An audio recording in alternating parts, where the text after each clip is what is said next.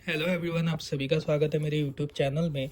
तो आज हम बात करने जा रहे हैं डंकी इस मूवी के बारे में। अब आप में से काफ़ी सारे लोग ये बात जानते हैं कि एसआरके सर की पठान और जवान के बाद जो मोस्ट अवेटेड मूवी है वो है डंकी, जिसे राजकुमार ईरानी सर डायरेक्ट कर रहे हैं। और आप में से काफ़ी सारे लोग जानते हैं कि राजकुमार ईरानी सर अलग अलग डिफरेंट सब्जेक्ट पर मूवीज़ बनाते रहते हैं और बेसिकली उनकी हर एक मूवी सुपर हिट ही होती है। और उसी के साथ साथ इस मूवी को लेकर भी काफ़ी सारी एक्सपेक्टेशंस लगाई जा रही है। तो आज हम इसी मूवी के बारे में बात करेंगे कि आखिर ये मूवी किस सब्जेक्ट पर बेस्ड होगी, और उसी के साथ साथ इसकी एक स्टोरी प्रिडिक्शन भी मैं आपको बताऊंगा। तो वीडियो को एंड तक ज़रूर देखिएगा ताकि आप इसकी कंप्लीट सब्जेक्ट को समझ सके और आपको कोई कन्फ्यूजन ना हो। So without wasting any time, let's start this video. तो काफ़ी सारे लोगों का ये मानना है कि ये पिक्चर का कंसेप्ट तीन तरीके पर बेस्ड होने वाला है, जिसमें सबसे पहला कंसेप्ट होगा इलीगल इमिग्रेंट्स के ऊपर। सेकंड कंसेप्ट इसमें सोल्जर के बारे में बताने की कोशिश करी जाएगी। इंडियन आर्मी का एक सोल्जर अपने पोस्ट से छुट्टी लेता है और कैसे वो हॉलीडे वगैरह ट्रैवल करता है। और तीसरा कंसेप्ट इसमें डोंकी फ्लाइट को लेकर बताया जाएगा। अब यहाँ पर मैं आपको क्लैरिफाई कर दूं कि ये मूवी तीसरे कंसेप्ट यानी डोंकी फ्लाइट के ऊपर बेस्ड होने वाली है। और आप में से काफ़ी सारे लोग अभी कंफ्यूज हो गए होंगे कि आखिर ये डोंकी फ्लाइट होती क्या है और आखिर क्यों ये सबसे ज़्यादा इलीगल और रिस्की वे माना जाता है किसी भी कंट्री में घुसने का। तो आज मैं आपको इसी को ही एक काफ़ी शॉर्ट मीनिंग में आपको एक्सप्लेन करने का ट्राई करूँगा ताकि आप इस कंप्लीट कॉन्सेप्ट को आराम से समझ सके। तो डोंकी फ्लाइट को समझने से पहले हमें ये समझना होगा कि आखिर वीज़ा और पासपोर्ट का क्या यूज़ होता है। अब यहाँ पर आप में से काफ़ी सारे लोग इंटरनेशनल ट्रैवल करते होंगे, और जब भी आप कभी इंटरनेशनल ट्रैवल करते होंगे तो आपको पासपोर्ट या वीज़ा ये डॉक्यूमेंटेशन लगने ही लगने हैं। इसके बगैर आप कहीं भी इंटरनेशनल ट्रैवल नहीं कर सकते। डोमेस्टिक ट्रैवल आप भले ही विदाउट पासपोर्ट और वीज़ा के कर सकते हो, लेकिन इंटरनेशनल ट्रैवल आप कभी भी विदाउट पासपोर्ट या वीज़ा के नहीं कर सकते। अब बेसिकली पासपोर्ट और वीज़ा का क्या रोल होता है इस इंटरनेशनल ट्रैवल में, इसके बारे में अगर बात करी जाए तो ये गवर्नमेंट की परमिशंस के ऊपर होता है। अब यहाँ पर पासपोर्ट जो होता है वो बेसिकली इंडियन गवर्नमेंट आपको प्रोवाइड करती है, या फिर जिस देश में आप रहते हो उस देश की गवर्नमेंट ही आपको प्रोवाइड करती है एज अ परमिशन कि आप कहीं भी ट्रैवल कर सकते हो। फॉर एग्जाम्पल, अगर मैंने प्लान बनाया कि मुझे इंडिया से दुबई ट्रैवल करना है तो मुझे पासपोर्ट लगेगा कि मैं इंडिया से बाहर निकल सकूँ। यानी फॉर एग्जांपल देश स्पेसिफाई नहीं है, लेकिन मुझे परमिशन मिली है कि मैं इंडिया से बाहर कहीं भी जा सकता हूँ और इंटरनेशनल ट्रैवल कर सकता हूँ। अब वो देश कौन सा है ये मेरे ऊपर होगा। अब यहाँ पर ये होता है पासपोर्ट का रूल। सेकंड रूल की बात करें तो वो होता है वीज़ा। अब आप में से काफ़ी सारे लोग ये सोच रहे होंगे कि आखिर ये वीज़ा होता क्या है। तो वीज़ा बेसिकली परमिशन होता है उस देश का जिस देश में आप ट्रैवल करने जा रहे हो। फॉर एग्जाम्पल, अगर मैं दुबई में ट्रैवल करने जा रहा हूँ तो दुबई की गवर्नमेंट मुझे एक स्पेसिफिक डॉक्यूमेंटेशन देगी जिसके थ्रू मुझे उनको रीज़न बताना पड़ेगा कि मेरे ट्रैवल का पर्पस क्या है, और उसी के साथ साथ मुझे ये बताना पड़ेगा कि आखिर मैं ट्रैवल कर क्यों रहा हूँ।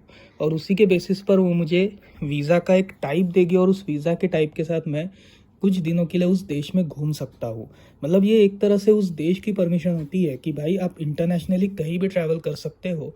मतलब अगर आपको किसी स्पेसिफिक देश में जाना है तो उस देश का वीज़ा आपको लगता है, यानी एक तरह से परमिशन लगती है वहाँ के देश की सरकार की कि वो आपको अपने देश में घूमने दे। अब यहाँ पर ये काफ़ी सिंपल कंसेप्ट है एज अ वीज़ा और पासपोर्ट को समझने का। अब यहाँ पर आप में से काफ़ी सारे लोग ये चीज़ भी जानते होंगे कि अलग अलग तरीके के वीज़ास होते हैं, जिसमें सबसे पहला टाइप होता है टूरिस्ट वीज़ा। अब ये टूरिस्ट वीज़ा बेसिकली होता क्या है, तो टूरिस्ट वीज़ा एक्चुअली ये होता है जिसमें जिसमें फॉर एग्जांपल आप एज अ टूरिस्ट किसी कंट्री में विज़िट करने जा रहे हो तो वो कंट्री आपको स्पेसिफिकली उस दिन का एक टाइमलाइन देगी कि भाई आप 40 दिन के लिए या 2 हफ्तों के लिए या 3 हफ्तों के लिए आप उस कंट्री में ट्रैवल करने जा रहे हो, तो आपको 3 हफ्ते का एक टूरिस्ट वीज़ा आएगा।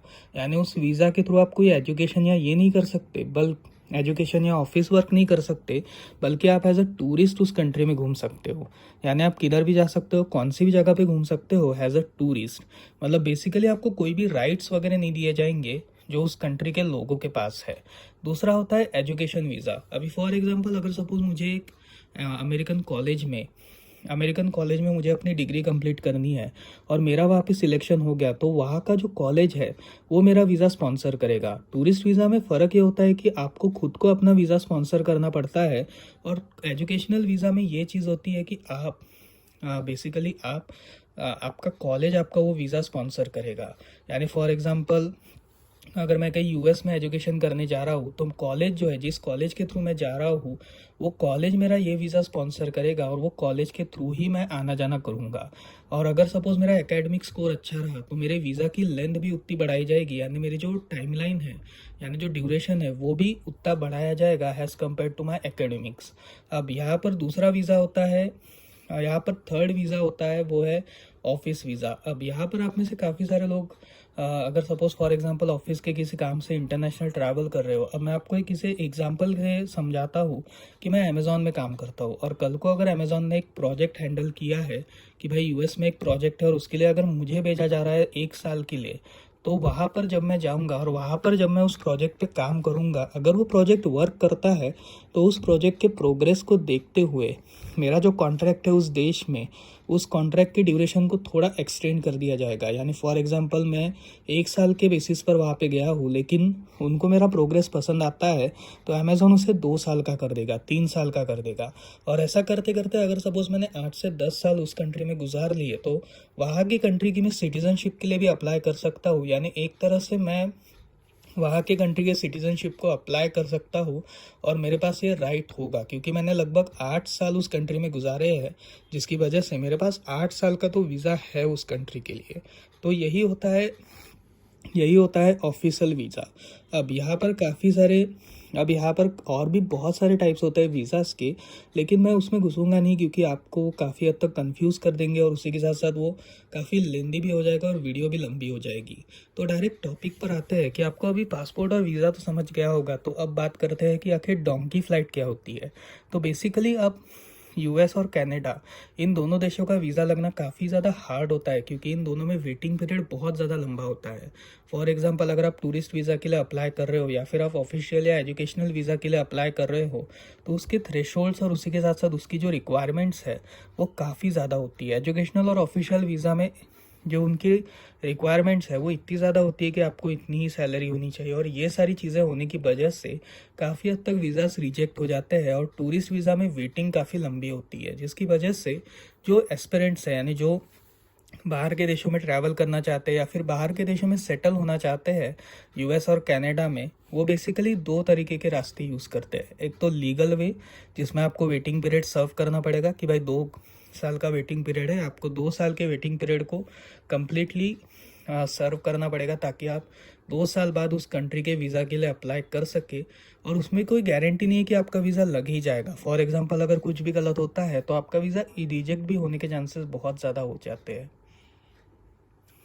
और दूसरा वे होता है इलीगल वे, जिसे कहा जाता है द डोंकी फ्लाइट। अब आप में से काफ़ी सारे लोग इस कंसेप्ट को लेकर, मैं अभी बताता हूँ कि आखिर डोंकी फ्लाइट होती क्या है। तो फॉर एग्जांपल सपोज़ अगर एक एजेंट है, वो ये कह रहा है कि भाई मैं आपको डायरेक्ट इंडिया से यूएस नहीं भेज सकता, लेकिन मैं आपको थोड़े टाइम के लिए किसी और देश में जैसे वियतनाम, कंबोडिया, इंडोनेशिया ऐसे देश में रखूँगा और वहाँ से आपको साउथ यूएस की तरफ भेजूँगा। अब यहाँ पर साउथ यूएस बेसिकली जंगल का रास्ता होता है और यही जंगल के रास्ते से आप मेन लैंड यूएस, जो एक्चुअली नॉर्थ अमेरिका होता है जिसमें न्यूयॉर्क, वॉशिंगटन डीसी ये सारे स्टेट्स पड़ते हैं, वहाँ पर आप जा सकते हो। बट आपको सबसे पहले कंबोडिया में थोड़े दिन रुकने के बाद आपको साउथ अमेरिका के रास्ते से ले जाया जाएगा।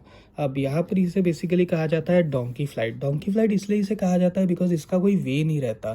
जैसे फॉर एग्जांपल डोंकीज होते हैं, उन्हें बेसिकली कोई वे नहीं होता या फिर उनका कोई ऐसा स्पेसिफिक डेस्टिनेशन नहीं होता। उसी तरीके से इन फ्लाइट का भी वही सीन है कि इन फ्लाइट्स का कोई स्पेसिफिक डेस्टिनेशन नहीं होता, ये कहीं भी उतर जाते हैं और वहाँ से आपको यूएस में ले जाने की जिम्मेदारी इन एजेंट्स की होती है। लेकिन ये काफ़ी रिस्कफुल वे हो सकता है, इसलिए रिस्कफुल वे भी हो सकता है। उसके पीछे रीज़न मैं आपको बताता हूँ आखिर क्यों।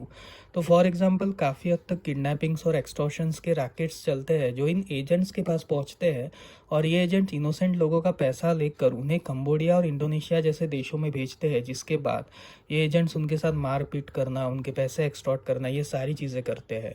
या फिर अगर फॉर एग्जांपल ये एजेंट्स आपको साउथ यूएस की तरफ ले भी गए तो वहाँ पे जंगल के रास्ते से आपको ले जाया जाएगा, और जंगल वाला रास्ता सबसे ज़्यादा खतरनाक होता है क्योंकि वहाँ पे जंगली जानवर हो गए ये सारी चीज़ें रहती है। और उसी के साथ साथ ना तो आपको खाने पीने की चीज़ें मिलती है और ना ही आपको कुछ करने को मौका मिलता है। और अगर फॉर एग्जांपल आप सपोज़ ये सारी कथी मुश्किलों को पार करने के बाद अगर आप नॉर्दर्न अमेरिकन बॉर्डर की तरफ पहुंच भी गए, तो भी दिक्कत ये होती है कि आपके ऊपर फायरिंग वगैरह, वहाँ के जो बॉर्डर सोल्जर्स है वो आपके ऊपर फायरिंग भी कर सकते हैं, ये समझ के कि आप उनके देश में इलीगली घुस रहे हो और आप एज अ टेररिस्ट रिमार्क कर दिए जाओगे कि भाई ये इलीगली हमारे देश में घुसा है इसलिए उसको मार दिया जाए। तो ये एक तरह से काफ़ी रिस्कफुल वे हो सकता है for entering in any kind of country. और अगर फॉर एग्जांपल उस बॉर्डर को भी पार करके आप मेनलैंड यूएस में चले गए, तो भी यहाँ पे दिक्कतें बहुत ज़्यादा क्रिएट हो जाएगी, क्योंकि आप हो तो एज अ इलीगल इमिग्रेंट। आप यहाँ पे लीगली तो नहीं आए हो, लेकिन आप इलीगली आए हो और ना ही आपके पास कोई यहाँ का वीज़ा या पासपोर्ट है। तो आप किसी भी कंपनी में अप्लाई नहीं कर सकते या फिर कोई जॉब नहीं कर सकते अनलेस आपका कोई पहचान वाला यूएस में नहीं रहता। अगर आपका फॉर एग्जांपल पहचान वाला यूएस में रहता है तो शायद से वो आपको जॉब दिलाने में हेल्प कर सकता है, रादर देन दैट आपको जॉब नहीं मिल सकती। और अगर सपोज जॉब नहीं मिली और फॉर एग्जांपल अगर गलती से भी किसी को शक हो गया कि आप एक इलीगल इमिग्रेंट हैं, तो वहाँ का कानून इतना ज़्यादा तेज़ है कि वो आपको झट से पकड़ लेगा और उसी के साथ साथ आपको फटाक से सज़ा वगैरह भी दे देगा। तो एक तरह से ये काफ़ी रिस्कफुल वे कंसिडर होता है डोंकी फ्लाइट। और इसी कंसेप्ट के ऊपर एक कंप्लीट पिक्चर डंकी बनाई जा रही है। अब आप समझ गए होंगे कि आखिर ये डोंकी फ्लाइट होता क्या है। तो अब बात करते हैं डंकी की स्टोरी के रिलेटेड। तो बेसिकली अगर आपने इसका अनाउंसमेंट वीडियो देखा होगा तो उसमें एसआर के सर राजकुमार ईरानी सर से ये पूछते हैं कि आखिर ये जो कंप्लीट पिक्चर है इसमें कॉमेडी होगी, इमोशन होगा और उसी के साथ साथ रोमांस होगा, और तीनों को वो जवाब हाँ करते हैं। अब यहाँ पर ये कहानी एक पंजाबी युवक के ऊपर बेस्ड होने वाली है जिसका रोल एसआर के सर प्ले करेंगे, जो यूएस और कनाडा जाने का सपना देख रहा है। अब यहाँ पर ये स्पेसिफिक नहीं है कि ये कौन से स्टेट पर बेस्ड है, इसलिए मैंने बेसिकली पंजाब की ही बात करी, क्योंकि पंजाब स्टेट में ज़्यादातर लोग यूएस और कनाडा के लिए बहुत ज़्यादा अप्रूव करते हैं और उसी के साथ बाकी भी स्टेट्स हो सकते हैं, बट बेसिकली पंजाब से स्टेट से ज़्यादा लोग यूएस और कनाडा के लिए जाने की इच्छा रखते हैं। तो यहाँ पर ये उसी युवक के ऊपर बेस्ड होगी जो पंजाब में बेस्ड है और वो यूएस जाना चाहता है और वो इसी लीगल तरीके से यूएस जाएगा। अब पहले पार्ट मतलब जो पहला पार्ट है, इंटरवल के पहले उसकी सारी हसल हमें दिखाई जाएगी कि कैसे वो उस कंट्री के अंदर घुसता है by using the donkey flight, और उस कंट्री में घुसने के बाद उस कंप्लीट सेकेंड पार्ट जो होगा वो कंट्री के अंदर के एडवेंचर्स के ऊपर बेस्ड होगा। स्टार्टिंग में काफ़ी हद तक थोड़ा इमोशनल और उसी के साथ साथ थोड़ी कॉमेडिक प्लॉट हमें देखने को मिल सकता है कि शायद हीरो की फैमिली गरीब होगी और वो गरीबी से बचने के लिए या फिर गरीबी को हटाने के लिए वो यूएस जाना चाहता है ताकि यूएस में जाकर वो थोड़ा पैसा कमा सके। और यहाँ पर हमारे सामने उसकी हैसल दिखाई जाएगी कि कैसे वो स्ट्रगल करता है, कैसे वो हैसल करता है उस कंट्री के अंदर घुसने में, और पहला पार्ट इसी में ही निकल जाएगा। सेकंड पार्ट कंप्लीट यूएस में शूट होने के चांसेस ज़्यादा लग रहे हैं, क्योंकि सेकंड पार्ट में बेसिकली हमारे सामने उस युवक की वो परेशानी दिखाई जाएगी कि आखिर कैसे वो यूएस में आने के बाद एज अ इलीगल इमिग्रेंट वहाँ पर रह रहा है। शायद से ये भी हो सकता है कि एक सब प्लॉट में उसका एक दोस्त भी यूएस आने का ट्राई करेगा और वो बॉर्डर फोर्सेस के हाथों मारा जाएगा, जिसके बाद हमारे सामने एक हीरो कंप्लीट इमोशनल हो चुका होगा और वो तब ये डिसाइड करेगा कि वो खुद को सरेंडर कर देगा। अब यहाँ पर तापसी पन्नू जी का कैरेक्टर किस पर बेस्ड होने वाला है ये मैं बता दूं कि तापसी पन्नू जी का कैरेक्टर शायद से मुझे ऐसा लगता है कि वो यूएस की सिटीज़न होगी, यानी एनआरआई होगी, और वो एसआर के सर के कैरेक्टर की हेल्प करेगी और इन दोनों के बीच में एक रोमांटिक बॉन्डिंग होगी। और एंड में एसआर के सर जब अपने आप को हवाले कर देंगे यूएस गवर्नमेंट के हाथों, तब एक डिपोर्शन की शुरुआत होती है जिसमें एसआर के सर जेल की सेंटेंस सर्व करेंगे। और यहाँ पर एसआर के सर एक स्पीच देंगे मीडिया को कि कभी भी इलीगल तरीके से किसी भी देश में एंटर करना मत, जो गलतियाँ मैंने करी वो बिल्कुल भी मत करना।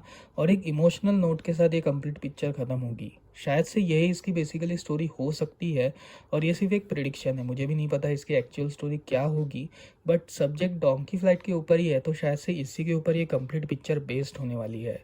अब यहाँ पर ये मूवी के अंदर थोड़ी बहुत कॉमेडी, इमोशनल, और वो हर एक राजकुमार ईरानी सर की मूवी में होती है कि वो अपनी पिक्चर में काफ़ी हद तक इमोशनल पॉइंट्स, कॉमेडी पॉइंट्स, सारे पॉइंट्स को एक काफ़ी अच्छे तरीके से प्रेजेंट करते हैं और इसी वजह से उनकी हर एक डायरेक्शन की पिक्चर आज हिट हो रही है।